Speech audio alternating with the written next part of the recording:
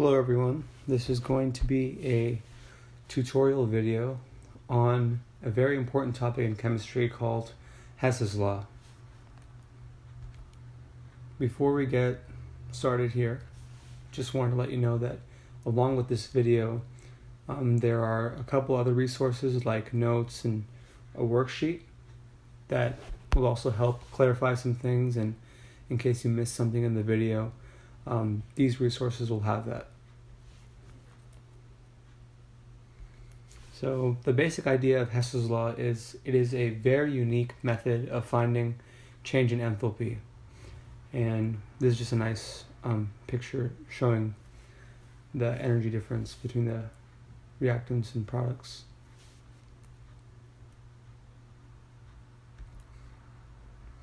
So some other methods that you may be familiar with for finding change in enthalpy would be like the method with bond enthalpies. So basically these values would be given to you, and then you would plug it into this equation right here, reactants minus products, and depending on the number of bonds in the reactants and products, you would multiply that number. So if you have two bonds of some kind of diatomic molecule, then you would multiply that by 2 or 3 or whatever. And the other method is with heats of formations or standard enthalpies of formation. And here, same thing, you have this equation, you just plug it in and add it up, and then you get your change in enthalpy. So for Hess's law, it was created by this Russian chemist, German Henry Hess, and the law relates the change in enthalpy of multiple stages to the overall enthalpy change. So no matter how many steps there are in the reaction, no matter how many different reactions within that overall reaction, the net change can be calculated with Hess's law. And he's famous for creating the law of constant heat summation. So the heat involved in making one substance is the same no matter how many different steps you have to get to that end products. So for a formal definition of Hess's law, when reactants are converted to products, the change in enthalpy, or the delta H, delta is like the change, is the same whether the reaction has many different steps or one singular step.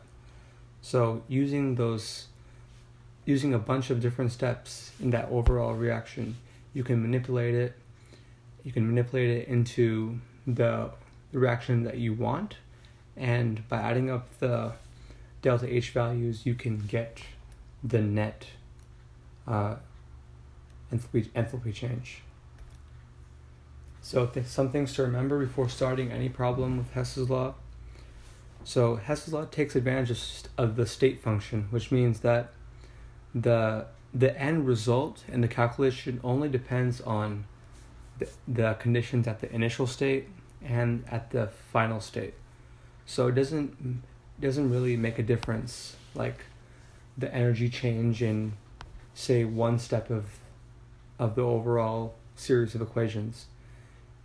It just takes into account the condition at the end and at the beginning. So it doesn't take into account the path taken to the end condition. And so a good way to think about Hess's law is you want to make the other equations, sometimes they're smaller, so like the smaller equations kind of become the overall reaction, both in appearance, the way they look, and the numerical value. So to identify a problem that could use Hess's law, you need to make sure that you have the equations and you have the individual delta H values for each equation. If you have both those things, you can use Hess's law. So the two major rules for manipulating equations: one, if you reverse the equation, so you make the products the reactants or the reactants the products, the delta H sign switches. And if you're going to multiply the entire equation by, say, 2, the delta H value of that equation also is multiplied by 2. So when you do something to the equation, it applies to the whole thing, including the delta H values. So this is a basic problem. These are obviously not real chemicals, but for this purpose they will work to show you how to use Hess's law. So here we have this equation right here. We have the delta H values on the right side, you can see it clearly, and the equation on the left side.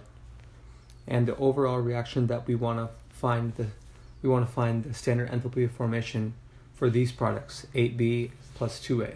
To create that, what is the total or the net change in enthalpy? So we can use Hess's law because we have the delta H values and we have the equations. So first we multiply everything by 2 because we see that we want 8B and right now we only have 4B in the second equation. So if we multiply the first equation by 2, we get this. So we have 4B on one side and 4B on our side. So how can we combine them? Well, we can flip the equation.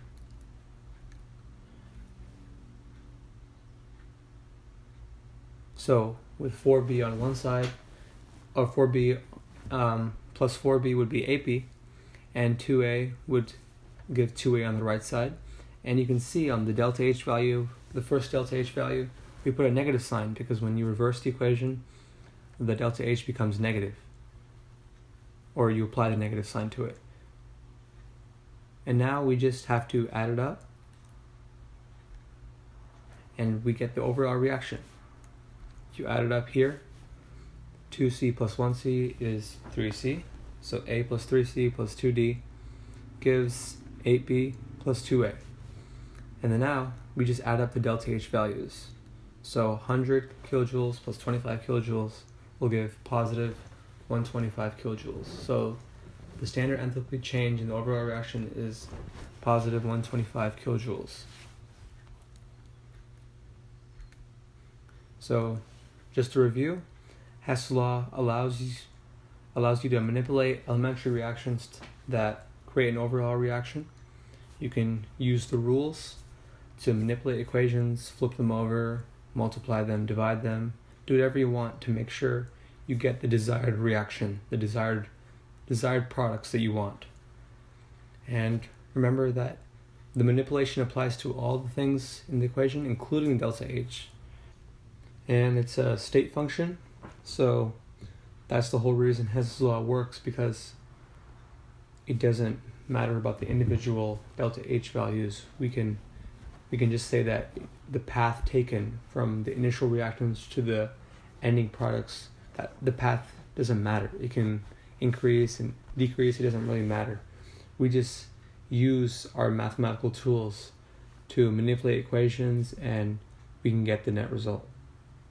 And remember to pay attention to units, obviously, because we're dealing with energy and heat, and just a plain number like 100 doesn't really mean anything. So make sure you're adding your kilojoules or joules or whatever units they give you. And these are the references that I used to create this presentation, as well as the worksheets and notes that I talked about earlier. Thank you for listening.